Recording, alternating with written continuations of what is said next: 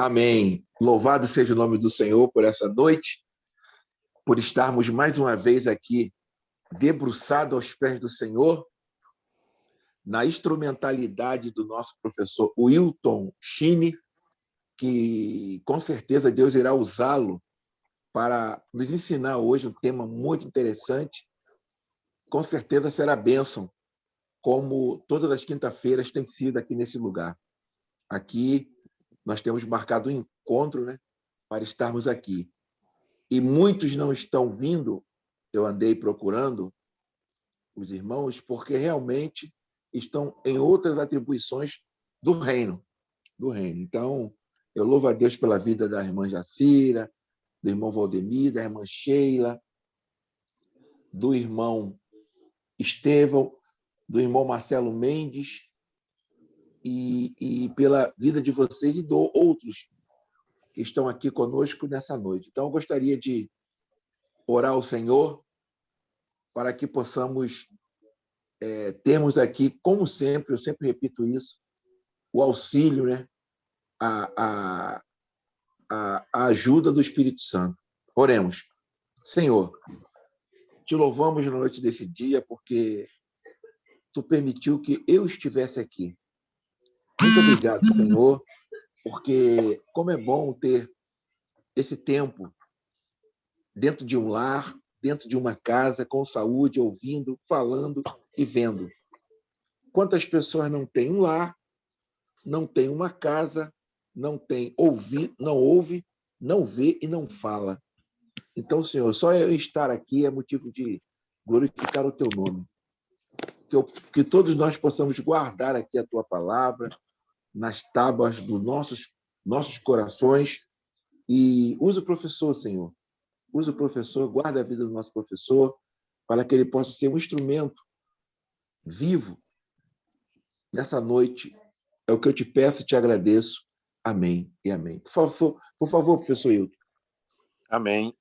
Boa noite, meus irmãos. A graça e a paz do Senhor Jesus. Amém.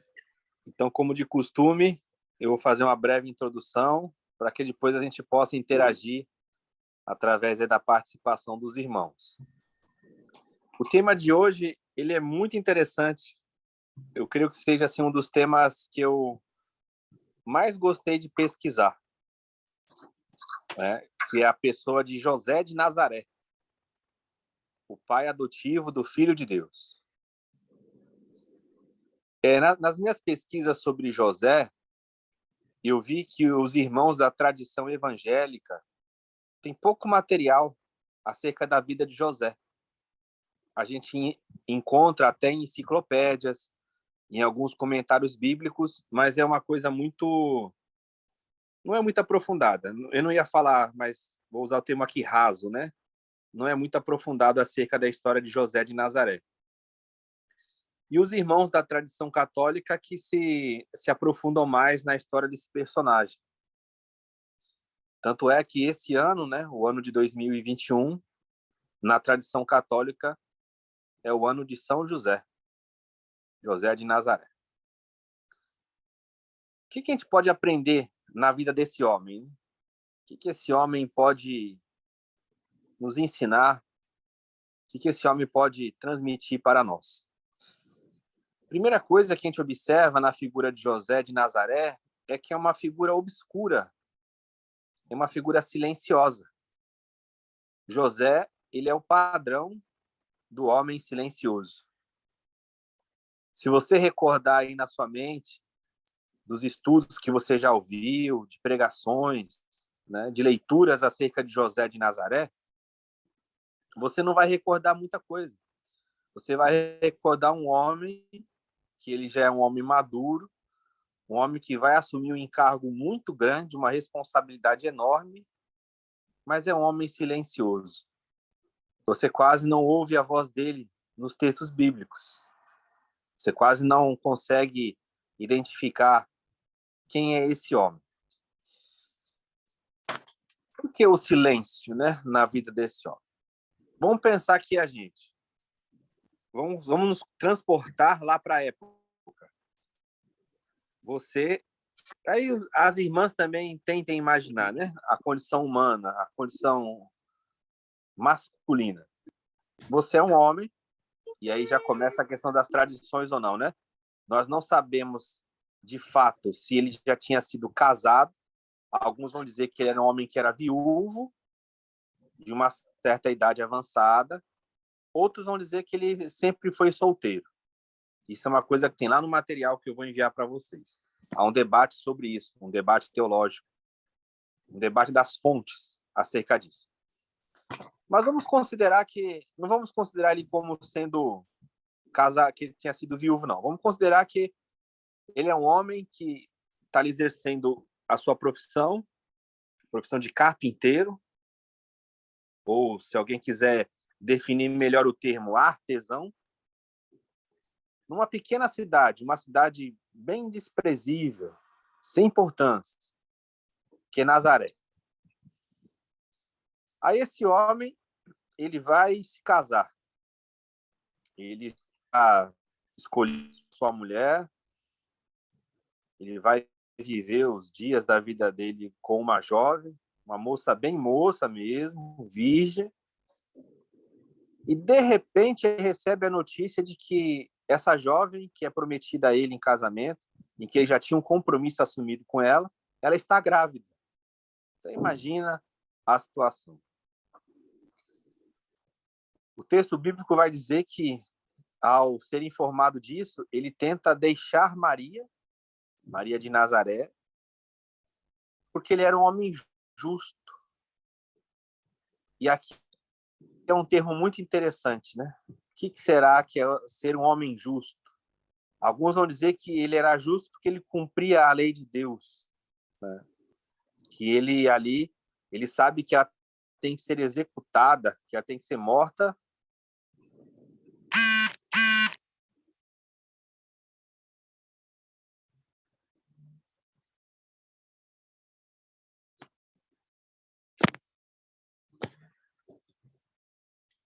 Oi, Wilton. Congelou aí, Wilton. Congelou.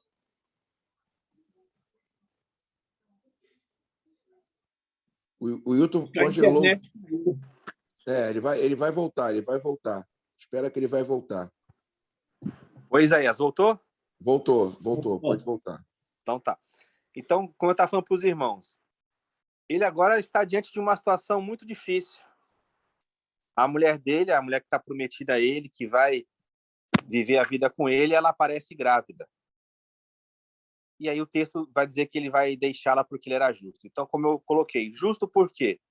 Porque ele cumpria a justiça de Deus, ele era um homem que se dedicava ao cumprimento da lei de Deus, ou porque ele age com amor ali? Ele não entende, num primeiro momento, a responsabilidade que pesa sobre ele. Isso é outro ponto de debate. Eu não sei se o irmão Valdemir, se o irmão Isaías já notaram isso, que existem intérpretes que não falam dessa questão que ele viu que ela estava grávida e deixou porque ela estava grávida, ou porque ele se sentiu traído. Alguns dizem que quando ele tem isso, essa revelação de que ela estava grávida, ele sentiu o peso da responsabilidade. Alguns colocam dessa forma. De fato, o texto ele não aborda muito, ele só fala que ele era um homem justo, ele procurou deixá-lo. E aí ele é interrompido pelo anjo. É muito interessante que na vida de José, essas aparições angelicais, elas são constantes ali, enquanto Jesus é um bebê, enquanto Jesus é um menino. E até mesmo antes de Jesus nascer. O anjo diz para ele não fazer isso, porque o que está em Maria, o que vai ser gerado nela, é um ente santo, é um ente sagrado. E aí, que nem eu falei para os irmãos, vamos nos colocar aqui na situação dele. Se você, quem é pai, quem é mãe aqui, tivesse que deixar o seu filho, entregar o seu filho para uma pessoa cuidar, procure aí na sua mente de maneira rápida, qual pessoa que você deixaria o seu filho para cuidar? Se você tivesse que ir para um local longe, você não pudesse levar o seu filho, a sua filha, e você tivesse que deixar com alguém para falar assim, Olha só, Valdemir, cuida do meu filho para mim. É uma responsabilidade. Quem que você deixaria? Veja, esse homem foi escolhido por Deus para cuidar do Filho de Deus. É uma situação que a gente imagina como que foi essa recepção dessa mensagem. Um homem que ele vai ser zombado, porque hoje você falar de José é fácil. Imagina a época, você ter que conviver com uma situação dessa, de que a sua mulher vai engravidar e que o filho não é seu. Né? Então ele vai carregar isso. Essa acusação ela caía sobre Jesus. Se a gente for ver nos evangelhos, principalmente João, os fariseus religiosos falaram assim: nós não viemos de prostituição. Né? Eles estão acusando Jesus de prostituição. Corria lá um boato, uma fofoca de que Jesus era filho de um soldado romano, com Maria. Então aquele homem, imagina, se ele não tivesse tido filhos, se Maria fosse a primeira esposa, você imagina o sonho dele ser pai. Agora a vida dele toma um outro rumo. Ele agora vai assumir o Filho de Deus. O primeiro filho que ele vai cuidar é o próprio Filho de Deus, que não é gerado a partir dele. Então, veja, Jesus ele se insere numa família que não é uma família padrão, como a gente fala, né? Porque como Jesus não poderia vir da geração humana do homem, como ele veio do espírito, e ele precisava ter essa questão da humanidade através da mulher, Jesus ele é um filho adotivo. Olha que interessante. Jesus, o Filho de Deus, ele se insere numa família como um filho adotivo. Ele era filho de Maria e era filho de José. Mas quando alguém chegasse e falasse com José, fala: não, olha só, esse meu filho, ele é o filho de Deus. Ele é meu filho porque Deus deu para eu criar. Então veja que Jesus ele já se insere num ambiente de pobreza e já rompe com as questões tradicionais de uma família entre aspas normal. A mãe é uma virgem e o pai não teve contato com a mãe para que ele nascesse. E esse homem, a partir daí, ele obedece o chamamento de Deus. Isso é muito bonito. Porque, veja, você agora está cuidando do Filho de Deus, daquele que vai ser o rei. Você imagina o que passa na cabeça desse homem? O meu filho é o Messias. O meu filho vai reinar. Eu vou sair aqui de Nazaré e vou junto dele, porque esse menino aí já nasceu rei, ele já tem a marca de Deus na vida dele, a minha vida mudou. A minha vida vai ser uma vida próspera, vai ser uma vida feliz. Eu estou cuidando aqui do rei, daquele que todo mundo vai reconhecer. E aí começa aquela jornada. Ele não encontra lugar para o filho, tem aquele recenseamento, né? Ele vai lá para Belém, e aí ele já começa a ver ali uma outra realidade, a realidade do sofrimento.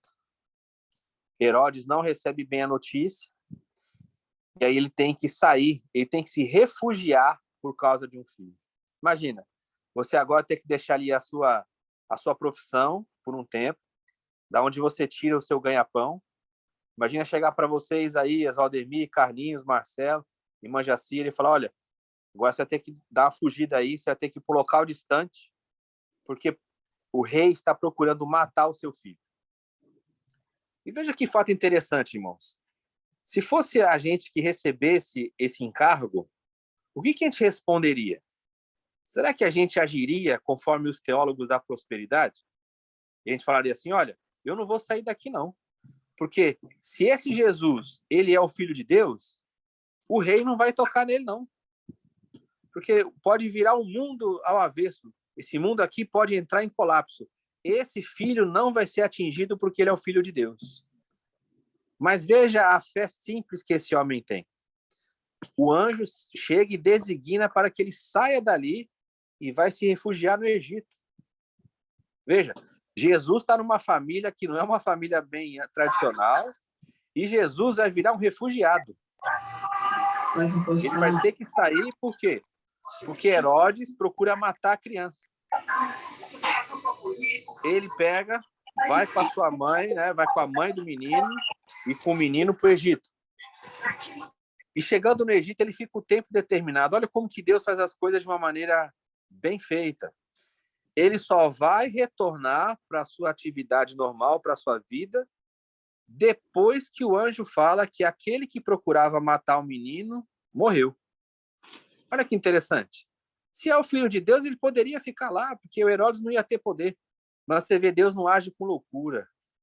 Tudo de Deus é feito com ordem e decência. É verdade. Deus faz com que ele vá para o Egito, aí depois ele volta. E aí ele segue a vida dele. O que acontece? Ele começa a ensinar uma profissão para o filho. Né? Jesus, ele segue a profissão do seu pai. Ele é um artesão.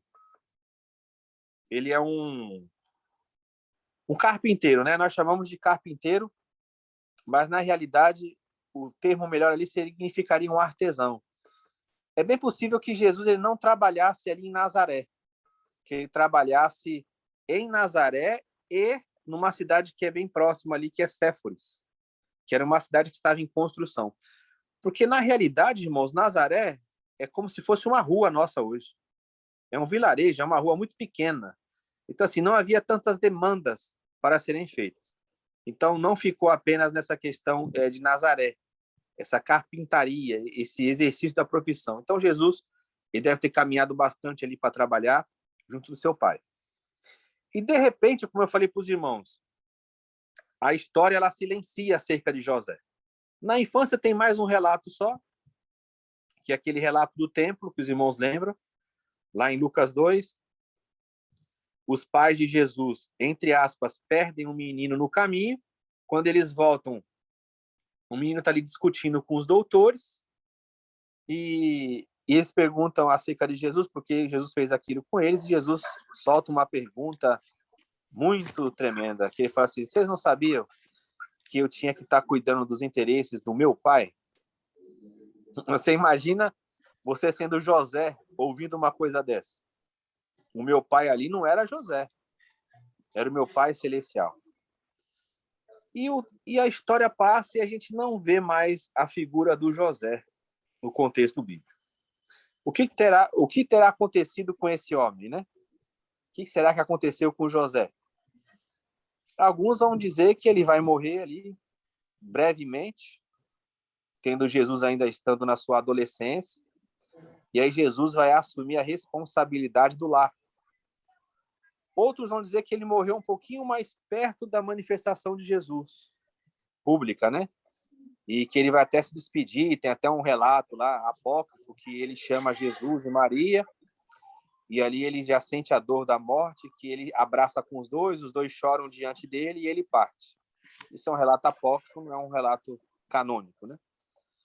Mas, enfim, aí a história silencia acerca desse homem. Então, a figura dele, na tradição, principalmente católica, é a figura do homem do silêncio. É o homem que recebe o encargo de Deus, é o homem que aceita o chamamento, a missão de Deus, mas é um homem que praticamente você vê ele imerso no seu silêncio, na sua vida comum. E isso chama muita atenção. Deus, o Pai, ele não escolheu um homem afortunado para cuidar do seu filho. Deus não escolheu um homem que fosse um sacerdote. Né? Se você fosse olhar pelo lado religioso, quem que você escolheria? Um sacerdote, né? Deus não escolheu... Da tribo de Levi. Isso, da tribo de Levi. Deus escolheu um homem simples, um homem trabalhador, um homem que ali ia se juntar para formar sua família. Deus foi lá numa família muito simples, derramar a graça, abençoar aquela família, fazer com que dois personagens totalmente ignorados naquela época, que não tinham valor algum para a sociedade, pudessem entrar para a história da humanidade, como sendo a mãe e o pai do Filho de Deus. Então, o José, para nós, e principalmente nessas reflexões de final de ano, né, que a figura dele aparece, essa questão do presépio, das comemorações natalinas, José carregando uma criança, fica para nossa meditação como que nós temos reagido aos encargos que o Senhor tem nos dado. Porque a gente, às vezes, espera coisas grandiosas, né? A gente espera primeiro alcançar níveis altos, reconhecimentos altos para nós fazermos as coisas de Deus. Mas você vê um homem ali no seu trabalho, no dia a dia, vivendo a sua vida cotidiana, era um homem justo, era um homem que seguia o padrão, tinha o seu compromisso, a sua responsabilidade. Ele recebe esse encargo de cuidar do Filho de Deus. Eu creio, irmão, que ninguém entende isso de maneira plena, né? Nem mesmo José deve ter entendido isso. E você aqui, nenhum de nós teve esse privilégio, né? Hoje nós recebemos Cristo, claro, no nosso interior, como a nossa vida. Mas você imagina você estar ali cuidando daquele bebê, você ter que trabalhar para sustentar o Filho de Deus. E Deus não operou mágica. Deus não chegou e derramou dinheiro sobre José. Deus deixou o ritmo da vida seguir. E é assim que Deus faz conosco. Quando Ele nos dá algo dele, quando nos abençoa. Ele não transforma a nossa vida, enche de coisa para que nós venhamos a fazer. Não.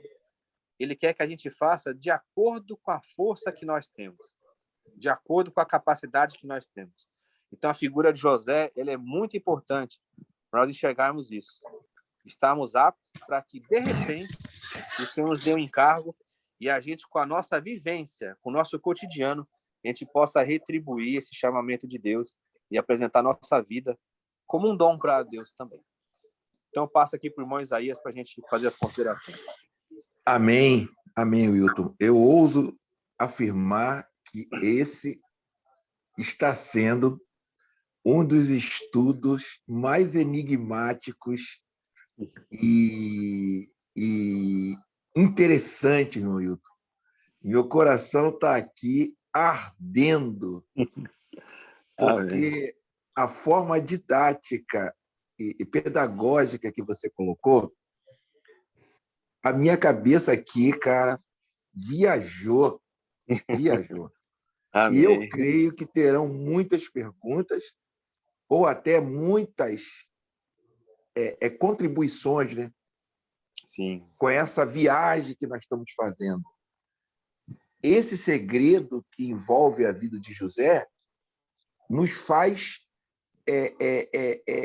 nos traz muitos ensinamentos, e nos faz pensar também muitas questões.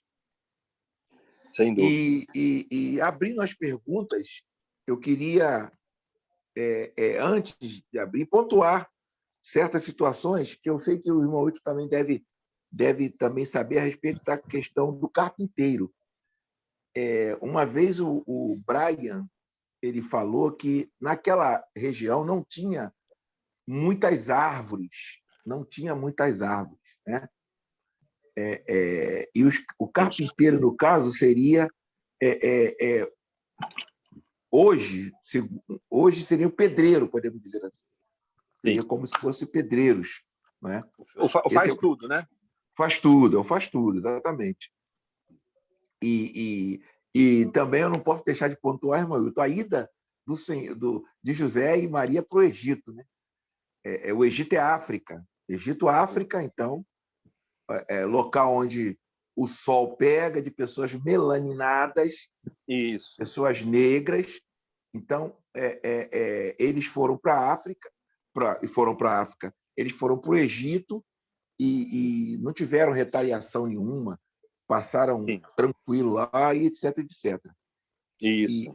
E outra coisa, irmão, eram dois anônimos que o Senhor olhou do céu e escolheu para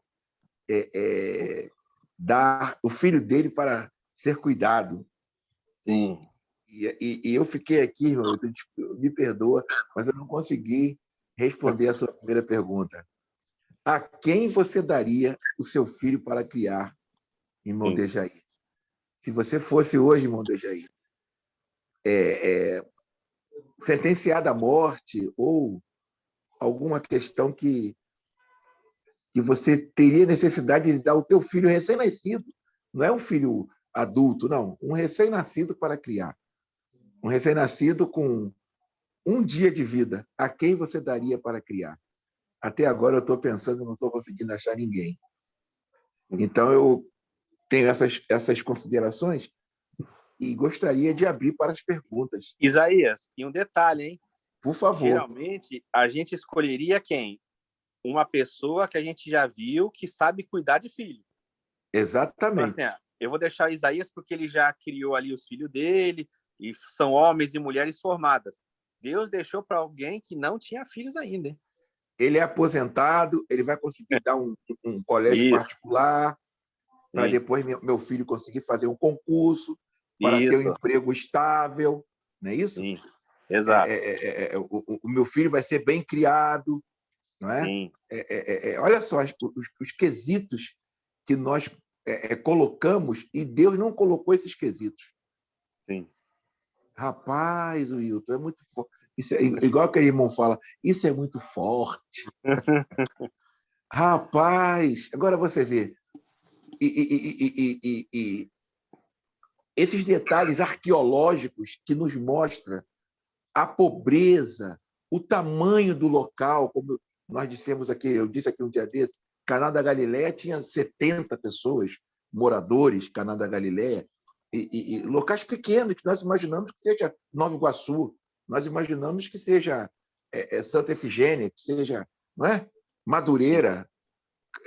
A nossa mente ela imagina logo isso, mas eu entender que arqueologicamente os estudiosos, através de cemitérios da área, eles conseguem ver o número de habitantes que aquela cidade, né? Então, cidade pequena. Ele poderia botar Jesus em Roma, Jerusalém, né? Jerusalém, uma cidade grande. Não. Botou no rapaz. Vamos lá, gente, vamos perguntar. Por favor, vamos viajar. Boa noite, irmãos. O pastor Isaías? Pois não, irmã Jacira? Saiu aqui, mas tudo bem, vai dar para falar. Eu pensei logo, como é que eles conseguiram viver? Porque eu pensei como o senhor, carpinteiro tem que trabalhar, aquele negócio todo, e ele ficou um bom período lá no Egito. Como é que ele conseguiu ganhar dinheiro ali para comer, beber, se arrumar? Porque eles não levaram roupa, não levaram nada, né? Olha que coisa. Eles não levaram roupa, foi um burrinho. Exatamente. E como é que eles viveram? Não levaram móveis? Não levaram nada, nem roupa, não estou dizendo nem roupa, nem roupa. Não se hospedaram, ficaram na estrebaria. E aí? Por favor, irmão Hilton. E isso só enaltece a pessoa de Jesus. Dá para dar um glória. Por favor, irmão Hilton. Glória a Deus, viver sem nada. É por isso que ele fala tanto em pobreza. E por isso também que ele apoiou muitos pobres, porque ele era o fruto de uma pobreza que não tem como argumentar. E, ao mesmo tempo, é o homem mais rico do mundo. Dono de tudo. Dono de tudo. Ele que fez aquilo tudo, fez os céus e a terra, o mar, o homem, tudo. Quer dizer, ao mesmo tempo, muito rico, ao mesmo tempo, muito pobre. Vê se podemos com essa dicotomia. Por favor, você falou, nosso coração fica realmente ardendo. E pior, não vamos ter resposta e não vamos compreender isso, não. Jamais. Como? Por favor, irmão Hilton. Irmã Jacira, tem uma lição muito grande aí para nós nessa questão. Sabe qual que é? É acolher o refugiado. Você pode ver que lá no final, Jesus fala assim, tive fome, me deste de comer. Tive sede, me deste de beber. O refugiado, ele foi acolhido. O Egito acolheu o rei que foi desprezado pela sua própria terra. O Egito foi lá e acolheu. É profundo e fazer esses paralelos, né? Realmente está igual Jesus, falando por parábolas. Por favor, irmãos. Por favor, irmão Estevam. Irmã Estevam levantou a mãozinha ali, quer fazer uma pergunta. Amém, graça e paz. Deus é maravilhoso em sua obra, cara. Eu fico imaginando aqui, ele deu o seu filho para um homem desconhecido, um homem que era uma figura até então anônima, e para ser criado, né? E o detalhe é que também a missão de Jesus, além disso, era morrer pelos inimigos, né? E é gratificante também ver, José, a preocupação dele com Jesus. Você vê que quando ele volta do Egito, ele ouve as pessoas falando que quem está lá é pior do que Herodes. E aí ele tem um receio de voltar. E aí ele teve uma outra revelação e foi para outra cidade.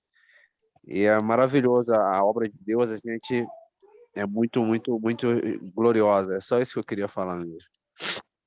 Amém, amém. Glória a Deus. Quer Ah, falar boa alguma noite. coisa, irmão Hilton?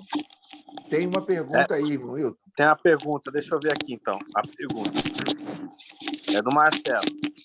O Marcelo fala assim: em conversa com uma colega católica, a mesma me disse que tem estudo que prova que José já tinha os filhos ao conhecer Maria, que Maria permaneceu virgem até a morte. Pergunta: tem realmente algum fato histórico que comprova isso?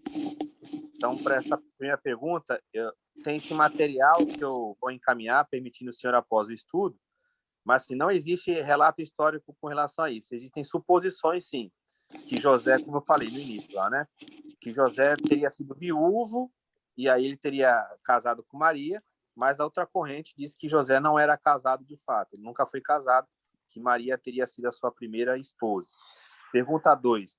José realmente já tinha os filhos quando conheceu Maria? Então, é dentro dessa possibilidade. Historicamente, não há como falar isso. Tem as linhas teológicas, né, mas não tem nada que comprove isso. O texto bíblico canônico não afirma nada disso. José tinha realmente poder aquisitivo para adotar seus sobrinhos, como dizem alguns estudos? Ele sendo carpinteiro, ele não era rico, mas ele também não era miserável, né? Existiam pessoas na época de Jesus que viviam no estado de miserabilidade. Não era o caso de Jesus. Jesus era pobre. Ele andava com os pobres, acolhia os pobres e os miseráveis, mas ele não era miserável. Jesus ele não precisava mendigar. Então tinha os mendicantes da época, que eram os miseráveis, e tinha os pobres, né? Os pobres era a constituição da maioria ali da população. Então Jesus ele não está numa classe média alta, não, né? O seu trabalho era um trabalho duro, pesado, que não tornava Jesus rico, mas também não podia classificar Jesus como sendo um miserável. E nós devemos lembrar que essa questão que o Marcelo coloca é importante, por quê? Porque o padrão nosso hoje de sustento, ele é diferente do padrão da época de Jesus, né? O que a gente coloca hoje, para eu adotar uma criança ou cuidar ali dos irmãos, né? E aí, que nem o Marcelo falou, eram primos ou irmãos? Outro debate teológico também, que a palavra irmãos de Jesus, ela pode ser traduzida como irmãos ou como primos. Então, a tradição católica vai falar que são os primos de Jesus. A tradição evangélica e outras vai chamá-los de irmãos mesmo, né? Que Maria teve outros irmãos. Maria teve outros filhos, né? Que são os irmãos de Jesus. Tiago. Isso, Tiago, aquelas irmãs, Marcos capítulo 6 mostra isso. E tem outro debate dentro disso na Igreja Católica, tá lá no material que eu vou mandar para vocês, é da perpétua virgindade do próprio José. Né? Alguns até consideram que José ele continuou com Maria, mas ele não teve relações sexuais. Isso é muito polêmico para nós afirmarmos assim, mas existem debates e estudos acerca disso. Então, tem grupos que defendem que José não contraiu relação sexual com Maria, e aí tornou que Maria a virgindade perpétua de Maria. Aí o pessoal fala, mas se não teve relação sexual, não teve casamento. Só que nós devemos sempre lembrar, casamento também era uma outra forma naquela época. Quando ele já assumia esse compromisso de viver, como ele tinha feito, a pessoa já era considerada como esposa, né, ou marido da outra pessoa. Então, são temas polêmicos do debate. Só que a gente está falando de teologia, não de regra de fé. Na teologia, a gente tem que ler tudo, né? Então, lá no material que vocês vão receber, é um material de um grupo que tem o nome São José da Guarda, né? É um grupo católico especialista em José de Nazaré. Então, eu até, quando eu fiz o material, coloquei lá, abordagem católica. Então, vocês vão ver 17 considerações desse grupo. Como que era José, porque, para eles, José é o patrono deles. Então, eles se dedicam ao estudo da vida de José. Então, vocês vão ter material muito interessante ali, as vertentes teológicas acerca da pessoa de José, né? Então, eles defendem, sim. Nesse grupo, eles vão defender, só que eles colocam as outras posições. Eles vão defender que José não conheceu Maria fisicamente e que os irmãos de Jesus eram primos. Mas isso é irrelevante. Eu gosto muito da visão do Carlos Mesters, que é um frei, e uma vez perguntaram isso para ele. Ele falou assim, irmãos, nós não devemos ficar preocupados com isso, ele disse. Se o fato de ser irmãos ou primos for dividir a nossa comunhão de fé, isso tem que se tornar irrelevante. Porque o importante é que nós temos Cristo. Porque eu já vi muitos debates de irmãos católicos e protestantes debatendo, era primo, era irmão, e aí perde-se tempo com coisa que não edifica, né? As perguntas do Marcelo são interessantes porque nós estamos aqui discutindo teologicamente o assunto, então são bastante válidas. Mas quando parte para essa questão da agressão, fala, eu era irmão sim, eu falo, não, era primo. E aí fica aquela briga, isso não vai agregar nada na nossa comunhão, né? Amém. Professor Irmão, Hilton. por favor, pode perguntar, irmão. Boa noite, irmão Márcio. Ô, Márcio. O título Linhagem Jesus, filho de Davi, é por causa de Maria ou por causa de José? Outra questão bem interessante, né? Em princípio, é em função de José. Então, ele traz isso para a família dele, né? Só que existem algumas vertentes também que vão atribuir a Maria lá na sua filiação remota, né? Mas se você for olhar assim pela genealogia clássica, é em função de José, sim. Agora também, Márcio, tem outra coisa que aí o Isaías vai gostar, que é da área do Isaías que ele estuda. Se você observar como que eles mencionavam a genealogia, você vai ficar assim, você vai ficar pensando, por quê? Principalmente no Antigo Testamento, é homem gerando homem. Já percebeu isso? Fulano gerou fulano, que gerou fulano, que gerou fulano. Mas você fala assim, não é o fulano que gerou fulano. Tem um fulano mais uma mulher, que aí dessa relação gera o outro.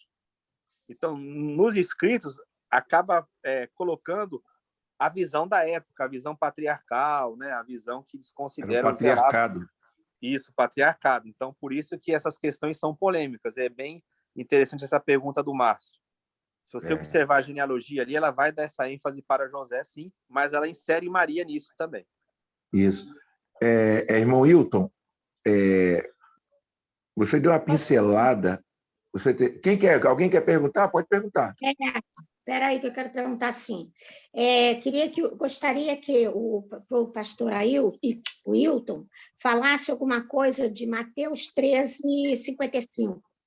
Afinal de contas, isso está na Bíblia, tem que ser verdade, né?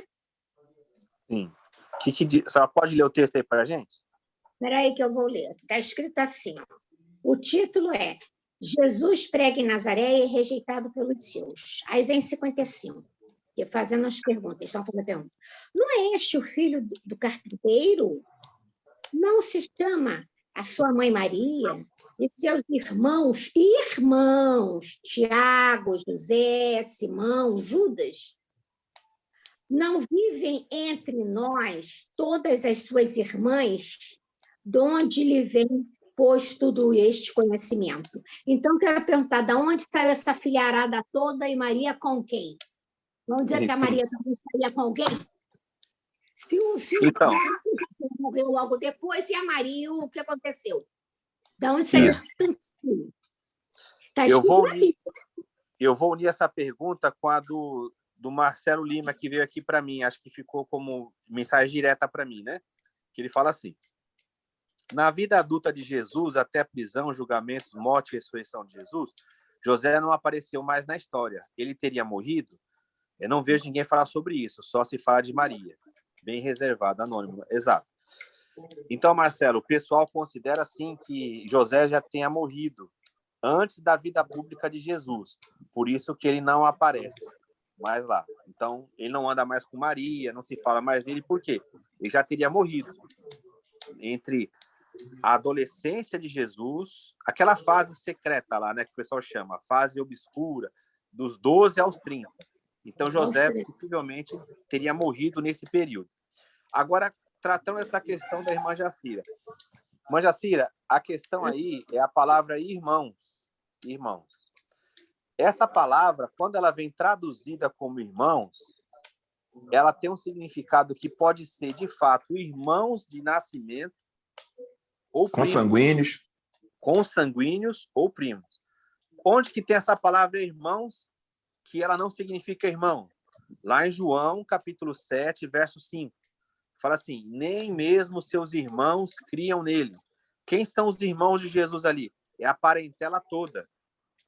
Então, em João 7,5, irmãos não são os irmãos consanguíneos, os irmãos de sangue, os irmãos naturais. São as pessoas que vivem naquele ambiente familiar. Então, esse versículo que a irmã Jacira citou, esse é o versículo que dá esse debate teológico todo. Lembrando, nós estamos lendo uma tradução. Então, a gente precisa ir na palavra que foi traduzida. E a palavra que surgiu, a tradução irmãos, ela pode ser usada para irmãos consanguíneos como para primos. E daí vem todo o desenvolvimento teológico que nós não temos a revelação canônica. Aí nós temos que apelar para o quê? Para a tradição. E aí na tradição tem toda essa questão, né? Alguns vão dizer, olha, esses filhos aí de Jesus, esses filhos de José, eram filhos de outro casamento. Ele já veio viúvo para ter Maria. Outros vão dizer, é tudo filho de José com Maria. Outros vão dizer, não, isso é tudo primo, mas que viviam naquele ambiente familiar, porque era uma cidade muito pequena, então eles viviam tudo ali junto. Então, são questões que, de fato, a gente não tem uma resposta conclusiva, né? Mas é que nem eu falei lá, que o Frei Carlos Messer falou, se isso causar divisão entre nós, a gente deve deixar de lado, porque o texto bíblico não pode servir para causar divisão, e pouco importa para nós hoje, na questão salvífica, né? Se Jesus teve irmãos ou se eram primos. O importante é que Jesus, ele veio a esse mundo, ele morreu pelos nossos pecados, ele ressuscitou e hoje ele vive em nós, né? Amém. Irmão Djair quer fazer uma pergunta. Irmão Djair. Ou tem alguém aí que falou antes? A paz do Senhor. Amém, Djair. Irmãos, eu fico meio intrigado com algumas coisas. Por exemplo, o que a irmã falou sobre os irmãos, o que ela leu, o texto que ela leu. E eu, vira e mexe, me frago na seguinte situação. Todas as vezes que tem algo que agarra um embate, geralmente se levam para o lado da tradução. Não, mas é que na tradução, eu fico pensando assim, caramba, a gente fica meio que vendido. Esse negócio de tradução, todas as vezes que agarram um problema, tem uma tradução. É com o original. Será que não tem como alguém pegar o original lá e fazer uma Bíblia para a gente, com tudo do original? É muito complicado isso. Não, estou falando sério. É muito complicado. Todas as vezes que agarra, eu estou de posse de uma situação, alguém vem, gente, mas essa palavra não é isso não, porque o verbo, isso aqui no original, caramba, aí já vai eu desconstruir tudo de novo. Então, eu penso que é muito complicado. Aí, o que eu faço? Eu vejo lá o que a irmã viu. Os irmãos. Meu irmão, não tem negócio de primo, não tem negócio de... É tudo irmão dele. Como que foi, eu não sei. Não, sério, eu fico numa confusão terrível. Entendeu? Eu fico pensando que foram tentar nos ajudar com as traduções e só atrapalha a gente. Não tem como alguém pegar do original lá, um camarada desse bom, e fazer uma Bíblia só com os originais e começar... Eu vou comprar uma dessa. Eu fico realmente encucado. Para mim, aí eu fico na visão do irmão, entendeu? Não, é irmão, e a gente até fala em pregações, né? Meu irmão, por conta dessa situação aí de Jesus nascer dela, mas, né, a fusão com o Espírito Santo, e José, de fato, depois conheceu ela como homem e mulher e tiveram outros filhos. Então, eu fico com essa parte aí, entendeu? Ainda que isso não leva, igual o professor falou, não implica na nossa salvação, entendeu? Amém. Fala aí, Hilton, sobre essa questão. É aquela questão, né? eu particularmente, eu não entro na fé das pessoas, né? Se a pessoa quer acreditar que uma árvore dá macaco, é a fé da pessoa. Eu não discuto com católico nem com protestante acerca disso. A questão das palavras, elas necessitam de cuidado, porque, de fato, a Bíblia não foi escrita para nós, né? Ela foi escrita para um outro povo. É um texto antigo.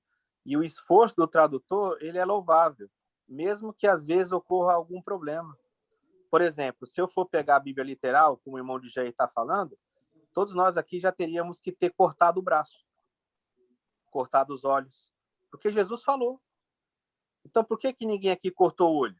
Ele falou, se o seu braço escandaliza, se a sua mão corta. Alguém aqui cortou a mão? Não cortou. Então, nós temos que saber ler, né? Não existe uma literalidade total da Bíblia, porque a Bíblia ela tem vários textos. Tem texto que é parábola, tem texto que é descrição, tem texto que é simbólico.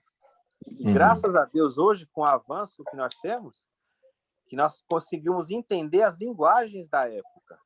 Lembrando, mais uma vez, a Bíblia não foi escrita para nós. Eu não me chamo Carta do Apóstolo Paulo aos Coríntios. Eu até nasci numa cidade que tem o nome dele, Paulo. Eu nasci em São Paulo, mas eu não sou coríntio. Então, Paulo escreveu aos Coríntios. E eles entendiam a linguagem. Aí, pela graça de Deus, esses textos chegaram até nós. Só que esses textos não foram escritos na nossa língua. Isso é uma coisa muito lógica. Então, assim, se eu for pegar a Bíblia e ler de maneira literal, eu falo para os irmãos, a partir de hoje, vamos cortar o nosso braço. Ou senão nós vamos ser hipócritas. Ou senão mulher não fala, mulher não fala. Isso, ou senão eu só estou escolhendo o texto que me agrada. Então eu vou falar assim, lá está escrito irmão, então é para ler irmão, amém. Então vamos cortar o braço também. É isso que eu ia falar, porque para mim, todas as vezes que agarra, é o original. Mas isso aqui no original... Mas é normal, isso é normal num processo de comunicação. Eu sei que é normal, eu sei que é normal porque todo mundo faz. Agora então, o problema todo... Se você não tivesse a tradução, como é que você ia ler a Bíblia? Você conhece exatamente o que eu estou falando. É isso que eu estou falando. Porque fica uma situação... Eu vejo muitas saídas. Não estou dizendo que é o caso daqui, não. Mas eu vejo muitas saídas pela tangente. Quando agarra alguma coisa, levar para o original. Eu não conheço o original. Exatamente, você não conhece. É essa que é a situação. Então, é uma confusão para a gente que lê. Lê um, vê uma coisa, o outro vê outra. Ainda bem, pelo menos para mim ainda não bateu, com a parte que implica na salvação. Senão a gente estava frito. Então. Esses detalhes aí eu nem me apego a tanto. Mas eu ainda prefiro, como eu sei que não é para salvação, eu prefiro ler, não, é os irmãos. Eu entendo que houve um casamento. Inclusive, eu não ia nem falar, porque eu falei, cara, o que eles vão falar de José se realmente é muito... O que a Bíblia bota é muito pouco. É muito pouco. Eu falei, vou ficar só ouvindo, porque eu fiquei curioso, eu quero conhecer também. É porque o que a gente lê é muito pouco dele. Mas o que eu entendo é que ele casou com ela e depois de Jesus teve outros irmãos, teve outros filhos, né, no caso. Mas como que você entende isso? Você só entende isso porque você tem uma Bíblia hoje. E você está lendo a Bíblia de uma forma. É isso que nós estamos colocando. É que nem eu falei, eu não entro na fé de ninguém. Se a pessoa fala assim, olha, aquela árvore que eu tenho em casa, ela produz macaco, eu acredito. Eu falo assim, isso aí é o que você acredita? O meu papel aqui não é alterar a fé de ninguém. Na parte da fé é isso. Isso, na fé não. O que eu estou falando é o texto que nós temos em mãos. E isso é trabalhoso. Isso não é simples. Nós devemos sempre lembrar, o que nós temos em mão é uma versão bíblica. Nós não temos o texto, alguém traduziu. Quando se fala assim, João Ferreira de Almeida, o que é isso? É o homem que traduziu. Tem outras versões. Não é simples o texto. Tem palavras que são difíceis de traduzir. Você quer ver quando fala assim, trava? Claro que vai travar. Por exemplo, na nossa conversa aqui hoje, Se eu chegar para vocês e falar assim, irmãos, olha só, o estudo de hoje, ele vai estar salvo lá na nuvem. Se os irmãos quiserem, é só baixar da nuvem para o seu celular. Você imagina uma pessoa daqui 20 séculos, ela for tentar entender isso. O arquivo está na nuvem? Eles jogavam para a nuvem? Alguém levava no disco voador Eu até já a ia nuvem? armar 3 barracas. Aí você Tá na fala, nuvem, cara, que doideira é Mas- isso? Aí que nessa palavra irmão, ela está escrito irmão, mas ela poderia estar escrito de outra forma, porque foi o tradutor que traduziu. Então, assim, por isso que tem que ter esse debate, por quê? Porque a palavra ela tem vários significados. O Carlinhos botou até aí no bate-papo aquele pastor que usou o texto lá, né, de adulterar com a varoa. Lá no caso de Oséias, é verdade. O pastor chegou lá, leu de uma forma. Não, ele ali Uma leu forma, errado. E Ali papou leu errado. errado. Leu errado. É que não Naquele- falo, a gente não pode ser hipócrita. Se a gente for ser literalista, vamos ser em tudo igual, por exemplo, Orígenes. Orígenes, Não, o que ele não, fez? não é. O Orígenes se mutilou. Aí eu falo assim, Para mim não é beleza, literal. você Pra mim é acredita que literal. Orígenes... Não é questão de ser liberal, é questão de ter uma leitura fundamentalista. Se É. você falar para mim assim, Wilton, eu leio a Bíblia de maneira literal e eu vou me cortar. Não, Beleza. O não, Orígenes porque fez tem coisas isso. que não é literal. Ah, então tá certo. Tem coisa que não Aí, são beleza. que não é literal. Beleza, então É. tá bom. São figuras. Não, o que eu penso. Ah, Por exemplo, eu vi um texto ontem. Olha só o texto. O texto é muito conhecido. Vai falar que todo aquele... É lá de João, acho. Todo aquele que está em mim... O verbo que eles usaram lá é De maneira- da vara que não dá fruto. João 15. Aquele que não está em mim, corto e lanço fora. Alguma coisa Sim. assim, que não dá fruto. Isso. E eu, a vida inteira, né? É isso mesmo, ó. Corta, meu irmão. O quê? Não está dando fruto? Ah, aquele que não dá fruto, corta. E ontem eu escutei uma coisa que esse verbo não é esse de cortar, é elevar. Eu falei, peraí. Quer dizer que não é corta? Não, o verbo no original não vai bater por cortar, vai bater por elevar. E a explicação do camarada foi uma explicação plausível. Sim. Você pensa na videira. Isso. A videira está no chão, ela não vai frutificar. Então, ele eleva ela, tira ela e coloca naquele pau para que ela venha frutificar. Falei, caramba, interessante. Mas o negócio aí foi olhar nas Bíblias, peguei 3, 4 Bíblias, é tudo cortar. Mas sabe como que você tem que interpretar Mas o esse verbo texto? do original não é cortar, Tudo no bem. original é levantar. Mudou Você não muito precisa- sentido. Você não precisa olhar a original aí. Sabe como que você interpreta esse texto? Olhando para Jesus. Você acha que a pessoa que não produz fruto, Jesus vai tirar da igreja e vai lançar no inferno? Não, eu tô entendendo o senhor. Tá Assim, entendendo? é que de repente Jesus é a nossa chave de interpretação. Então, Isso. para quem não dá fruto, o que Jesus faz? Ele dá um corte. O que é esse corte? É aparar, é tirar as coisas que não servem, que nem você faz ali, para que a seiva comece a jorrar. Isso. Se você olhar para Jesus, você não vai ter dúvida. Você fala assim, não é do caráter de Jesus ele pegar quem não dá fruto e arrancar e lançar fora. Isso não compete a Jesus. Nesse caso, Posso dar uma nesse palavra? caso não é nem poda, o verbo verdadeiramente é levantar. Sim. É muito diferente do que está escrito. Aí, tudo bem que a gente tem que saber ler a Bíblia e tal. Eu falei, caramba, causa uma confusão. Não, mas isso aí nem estava no esboço aí. Vamos voltar para o José. Que tá Não, mas faz gostoso. parte aí. Mas faz parte isso aí. Faz parte. Mas, ó, isso aí de Jair, isso tem que ser uma coisa que nós temos que louvar. Graças a Deus. Sabe para quê? Claro. Para a gente avançar para as próximas gerações. É. O quanto de interpretação, por exemplo, o quanto de interpretação errônea fez com que coisas ruins acontecessem no passado, pessoas morressem e se matassem. Eu ouvi por causa pessoas da falando fé. que desviava por conta disso. Caramba, eu não consigo frutificar. O Deus me cortou, Isso. então, e tal. Exato. E não, rapaz, Exato. não, Deus está te levantando para você frutificar. Exato. Um negócio aqui. Pode Fala, falar. Marcelo. E interessante é que Eu peço perdão em interromper os irmãos aí. Por favor, Marcelo, Desculpa, tá? Interromper os irmãos aí. fica tranquilo. Essa questão interpretativa e de visão, né? Ontem eu escutei duas pessoas conversando sobre um determinado versículo bíblico e até então eu também tive essa visão, né? E graças a Deus eu tive uma visão mais aberta da palavra, que é o texto suportar uns aos outros, né? E eu estava escutando a pessoa falar que Deus mandava suportar o irmão, que o irmão é difícil e mandava suportar. Aí você, pô, não é isso. Ali é dar suporte, né?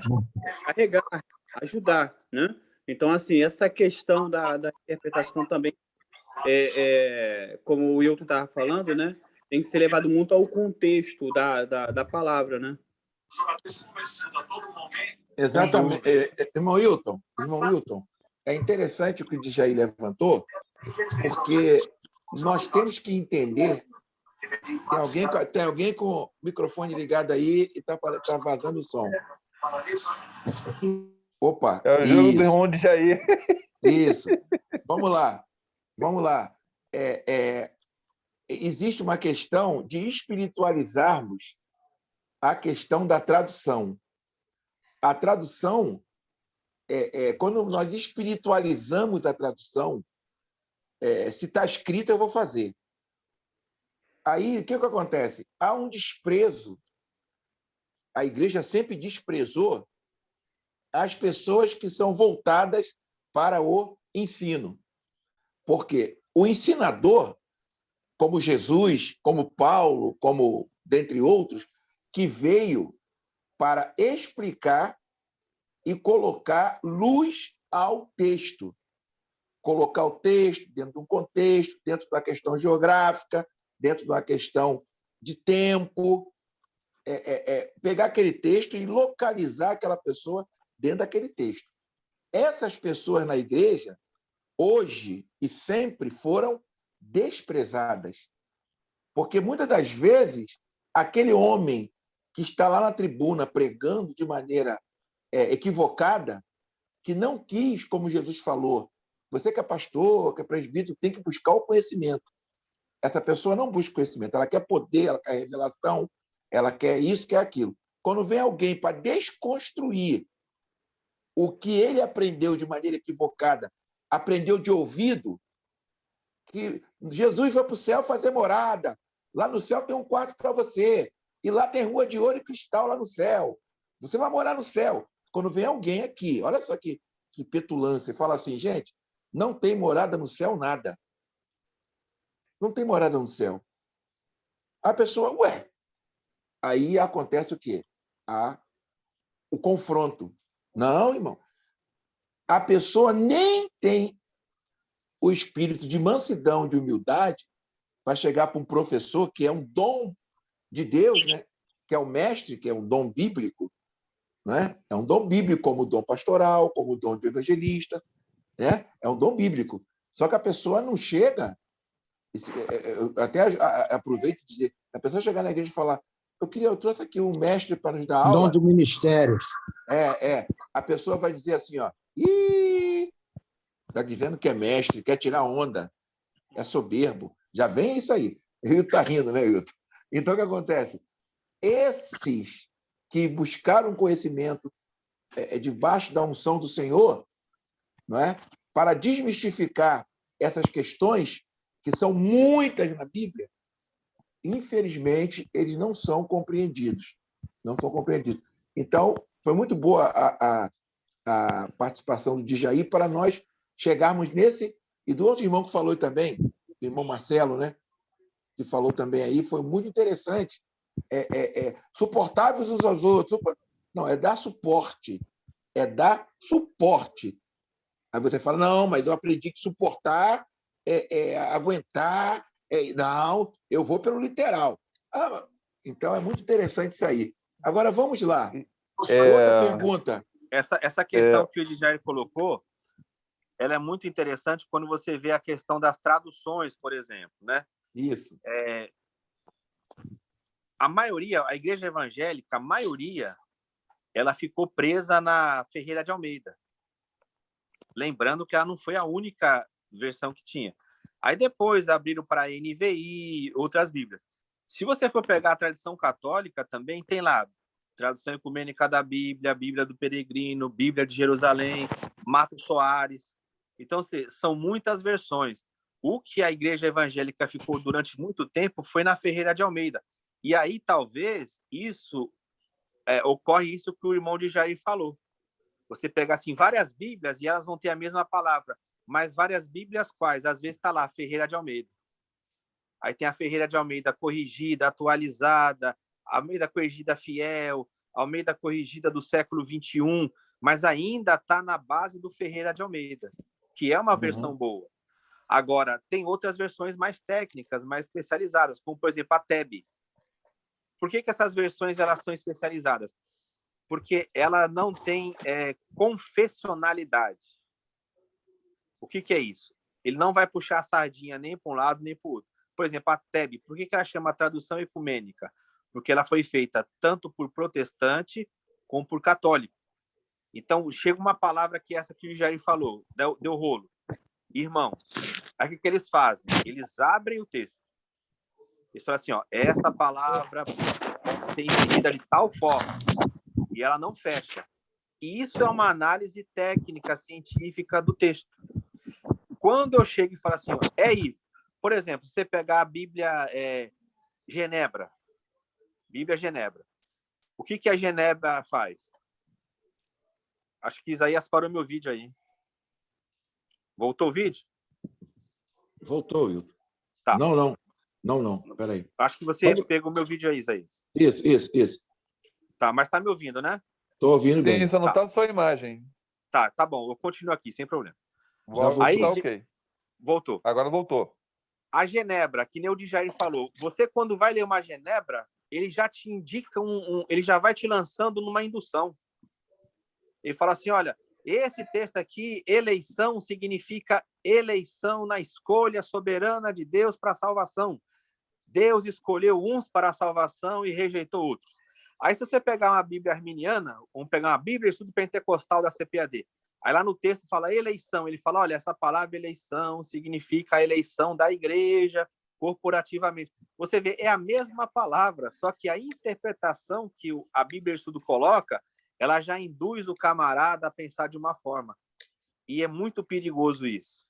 Tinha pregadores no passado que o pessoal chamava esses homens de pregador de rodapé de Bíblia. Porque o camarada pregava o rodapé. O que é rodapé da Bíblia? É o texto explicativo. Você sabia até a Bíblia que o cara usava, porque ele começava a pregar o comentário. E o comentário não é inspirado. O comentário, a gente pode fazer um comentário bíblico aqui. Comentário bíblico dos irmãos de quinta-feira do Zoom. Pronto, a gente lança uma Bíblia de estudo. Então, essa questão que o Djair colocou mas é muito não é importante. isso que nós estamos fazendo, não? É por isso que eu perco assim um tempo com contexto. Eu leio muita coisa em volta, porque para ver se eu consigo de fato, entendeu? Eu não fico com aquele texto ali pequeno, eu vou no contexto que está acontecendo nas vizinhanças, para mim ter alguma coisa, um respaldo, porque às vezes o que está em volta te explica aquilo, entendeu? Sim. E muita gente, eu não sei se tem mais perguntas. Irmão Marcelo, já perguntou, irmão Marcelo? O Márcio, acho que o Márcio está falando aí, né? Por favor. Você fez o comentário inicial que, pela soberania e vontade de Deus, ele escolheu um casal anônimo, né? Imagine se... Hoje já tem tanta coisa que não está escrito, que fazem comentários sobre Maria e sobre José. Imagine se Deus escolhesse um cara de renome naquela época e uma mulher de renome. Onde nós chegaríamos hoje? Sim. Exatamente. Sim, sem dúvida. O irmão Marcelo já perguntou, irmão Marcelo? Não sei. Por favor, irmão Marcelo. Ele está com a mão levantada ali, né? Por favor, irmão Marcelo. Quer perguntar?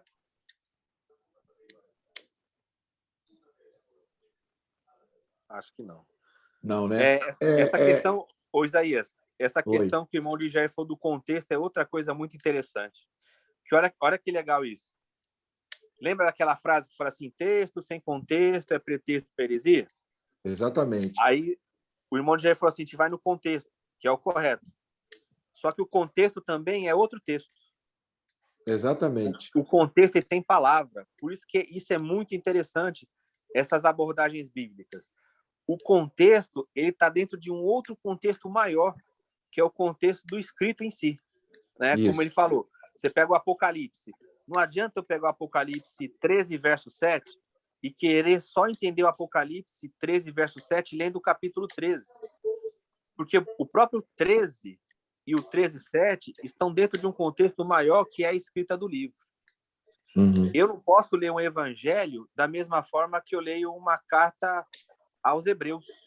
Não tem como. É outra didática, é outra forma.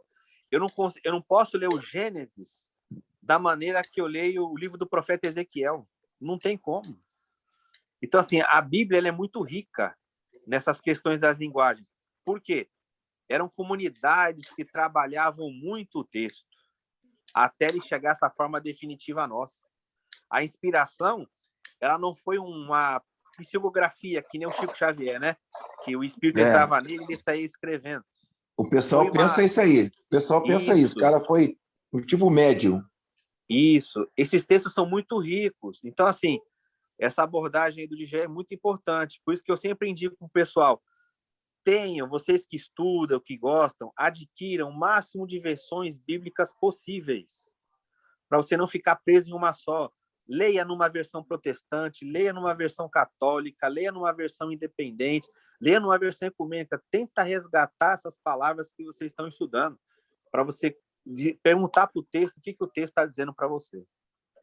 Amém. Vamos aqui dar uma pausa e logo após eu tenho uma pergunta muito interessante para fazer, que vai abordar, inclusive, o que o Djaí falou ali. Vamos agora falar a respeito da oferta que nós tiramos aqui para o nosso irmão Wilton. Eu creio que todos aqui já têm o número da conta do irmão Wilton guardado, né? Não tem ninguém novo aqui na nossa aula. Deixa eu ver aqui. Djaí, Estevão... Não tem ninguém novo aqui na nossa aula. Não, o Pix não. O Pix. Oi? O Pix tem?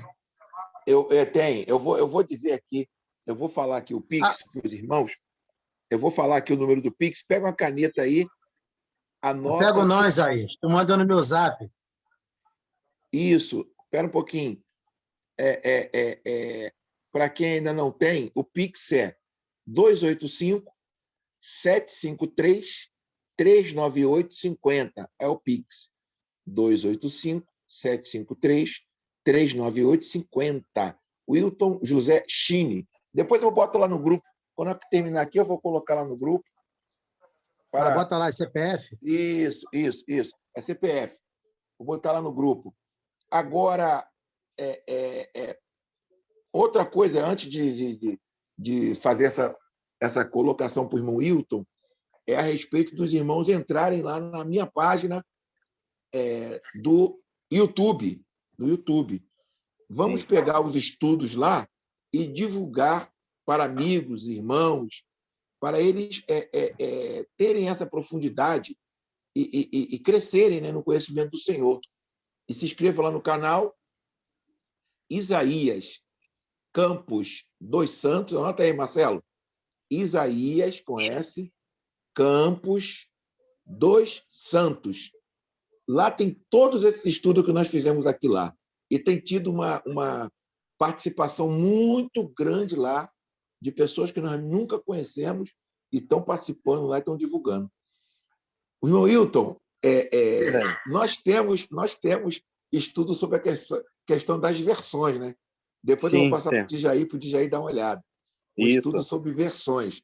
Antes do irmão Estevão falar, que ele pediu para falar, aquele texto que nós lemos sobre o Espírito Santo, que o Espírito Santo ainda não estava aqui na Terra. Lembra? Por favor. Vamos pegar isso aí. É um bom exemplo. Valdemir hoje está quietinho, né? Valdemir depois vai falar aí também. Olha só. Quem tiver com a versão bíblica aí, olha que interessante. João, abre aí, Djaí. João capítulo 7. O versículo é o 39, é o 38 e 39, né? Olha que interessante. Da outra vez foi até o irmão Valdemir que nos ajudou aí na leitura da Bíblia de Jerusalém. Lembra? Porque na maioria das versões, olha como que está escrito, João 7,39. Porque o Espírito ainda não tinha sido dado. Não é isso? João 7,39. Eu estou em Atos aqui. Eu fui para Atos. João 7,39. Isso. Vamos lá. Como que está na sua, Isaías? Está o seguinte. João 7,39. Isso. E isto ele disse com respeito ao Espírito que haviam de receber, os que nele crescem, pois o Espírito, até aquele momento, não fora dado, porque Jesus não havia sido ainda glorificado. Interessante. Então, assim, não foi dado porque Jesus não tinha sido glorificado. O Espírito não foi dado. Você lendo o texto, você interpreta assim, ele vai dar o Espírito depois que ele morrer, ressuscitar, ascender aos céus, ele vai dar o Espírito. Agora, se você pegar a Bíblia de Jerusalém, se alguém tiver ela aí, acho que da outra vez foi até o Valdemir que leu. Eu tenho ela aqui. Pois falava do Espírito que deveria receber aquele que tinha crido nele, pois não havia ainda Espírito. Não havia ainda Espírito. Não havia ainda Espírito. Aí, como é que você faz uma leitura dessa? Você fala assim, como é que não havia Espírito? O Espírito está lá no Gênesis 1, 2, né? Vamos pensar assim, já existe Espírito, como é que não havia Espírito? E tem outra versão, que é a Tebe, por exemplo, que fala assim, porque o Espírito ainda não era. Aí nós temos que entender o contexto que está falando. E esse contexto é um contexto maior ainda do que o próprio Evangelho. Olha que interessante. O Espírito aí é aquilo que Paulo vai chamar de Espírito de Jesus. O que é o Espírito de Jesus? É o Espírito Santo que vai ser derramado, dado, com as características humanas de Cristo também. O Espírito é dado como? Ele traz a natureza divina e também as características humanas. Para que esse Espírito pudesse ser enviado, para que ele viesse, Jesus precisava passar por aqueles processos da encarnação, morte, ressurreição, ascensão, glorificação, entronização, até o derramamento do Espírito. Mas olha que interessante, ele ainda não era. Aí o que a teologia chama? O Espírito composto. O Espírito consumado. Por quê? O Espírito transmitia só o quê no passado? A natureza divina. Mas não era um Espírito de habitação. As pessoas tinham medo de perder o Espírito. Ele falava assim, Davi, Senhor, não retira de mim o teu Espírito. O Espírito saiu de Sansão, ele se arruinou. O Espírito saiu de Saul, ele se perdeu. Então, o que acontecia? Agora é um Espírito de habitação. Por isso que Paulo chama de o Espírito de Jesus. Eu e meu Pai viremos até ele e faremos nele morada. Esse Espírito agora ele é. Aí o texto traduz corretamente. Só que olha a preocupação do tradutor de Jair. Imagina ele traduzir, o Espírito não existia. O Espírito não era. Ele fala, meu Deus, vai causar confusão na mente das pessoas. Aí como que ele traduziu? O Espírito não tinha sido dado ainda. Aí ele alterou totalmente o sentido. Por medo, talvez, né? De as pessoas falarem, caramba, como é que não existia Espírito? O Espírito sempre existiu. É muito interessante isso aí. Muito interessante. Muito interessante. Eu vou fazer a minha palavra aqui sobre José.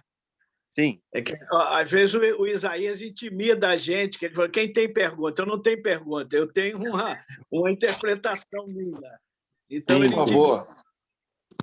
Eu sempre vi José assim, tem muita pouca coisa sobre ele, mas um homem com uma unção somada de Daniel e de Barnabé, um homem manso, um homem tranquilo, porque para ser pai do Salvador, Deus, que sabe de todas as coisas, escolhe um homem também com virtudes. A Bíblia não trabalha sobre ele. Então, na minha interpretação pessoal, eu sempre somei, eu sou um batista que creio em unção dupla. É difícil, batista normalmente quase não crê nada do Espírito, mas eu sou um batista que crê no poder do Espírito.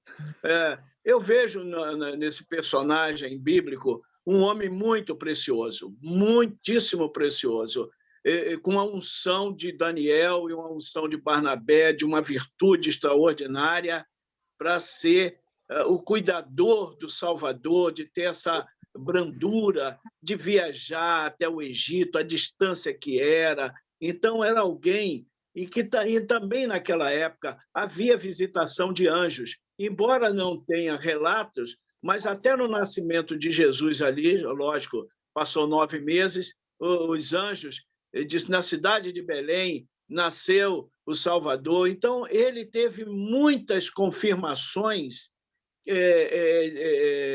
que aquele ser era divino.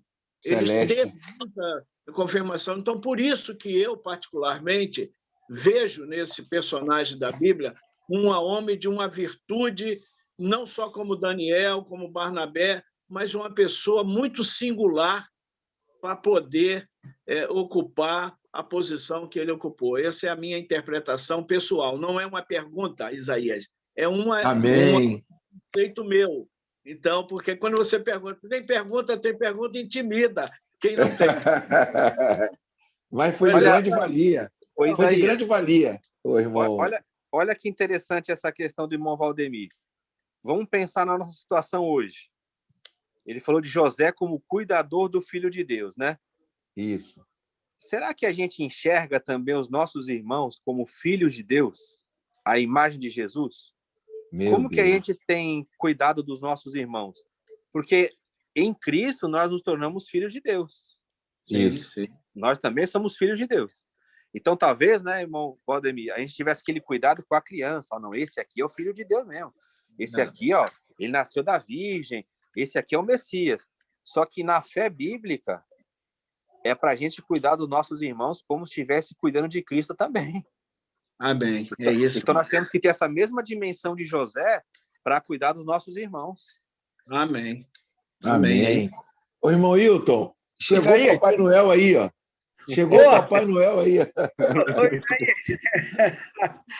Pô, terminei o serviço aqui, corri para ver se eu pegava uma plantinha. Eu tenho só uma fala. Talvez eu seja o herege agora. O José, ele entra mudo e sai calado. Isso. Ele entra mudo e sai calado. Né? Aí falam com ele por sonho, em sonho, em sonho, em sonho. Né? Como entender a participação? Aí o irmão falou, ele é um cara, uma pessoa sábia, uma pessoa assim, tá? Mas eu tenho um questionamento com relação a isso. Quer dizer, ele entra mudo e sai calado, não tem uma fala dele. É só um anjo dando ordem para ele, ó, faça isso, faça aquilo outro. Ô, Hilton, como entender esse entrar mudo e sair calado da história? Sim. Seja bem-vindo, meu irmão. Irmão João Carlos, a gente comentou no início acerca de exatamente esse ponto. A tradição católica, ela afirma muito isso, que ele é o homem do mistério silencioso. Ele é o homem do silêncio. Ele é o homem da virtude silenciosa, aonde ele é o servo de Deus, que ele obedece a Deus, ele se coloca totalmente à disposição do Senhor, sem nenhum tipo de questionamento, e a fé dele é uma fé que vivencia o silêncio de Deus. Deus comunica a ele e ele não precisa abrir a boca dele para executar a missão que Deus deu. Isso é muito maravilhoso. Amém. O irmão Hilton, está na hora de nós terminarmos, porque está muito tarde, o irmão Valdemir mora longe, ele vai ter que pegar ônibus ainda. Só falar com o irmão João, eu vou botar no grupo lá o material que aborda isso, tá? Isso. Que fala acerca desse silêncio. Perfeitamente. Isso é o que chama atenção na teologia, o homem do silêncio. Obrigado, Hilton. Obrigado. Valeu. Gente, muito obrigado pela participação de todos. A aula foi muito movimentada. O irmão Valdemir, o irmão Jair, todos os irmãos Jacira tiveram uma importância muito grande. O que eu falei, foi uma das aulas mais cativantes que eu tive aqui. Depois você dá uma olhada aí, João Carlos, na gravação. Muito bom. Muito obrigado. Isso. Muito obrigado a todos nessa noite. Eu gostaria de pedir ao nosso irmão Valdemir, nosso pastorzão, que orasse ao Senhor, agradecendo a Deus pela nossa vida nessa noite. Por favor, irmão Amém, Valdemir, ora ao Senhor.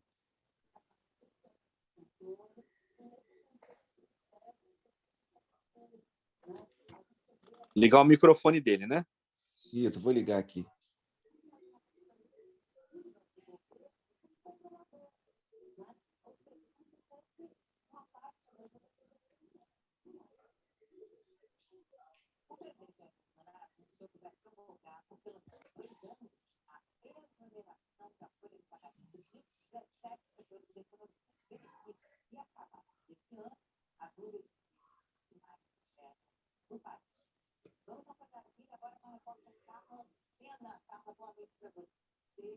Amém, irmão Valdemir? Amém, querido. Amém, amém, amém. Os irmãos oram daí, nós oramos daqui. Muito obrigado pela participação de todos, louvamos ao Senhor pela vida de todos, que o Senhor possa nos abençoar. E quinta-feira que vem, o estudo seria... qual que você falou, irmão Hilton? Foi. Diferenças e semelhanças sobre o movimento carismático e pentecostal. Opa, Muito bom. vai dar pano para manga, hein? Diferença e semelhança entre... Vê se consegue colocar nessa literalidade o tema. Sim. Tá bom? Beijo no Tá coração de todos. Fiquem na paz. Beijo. Paz.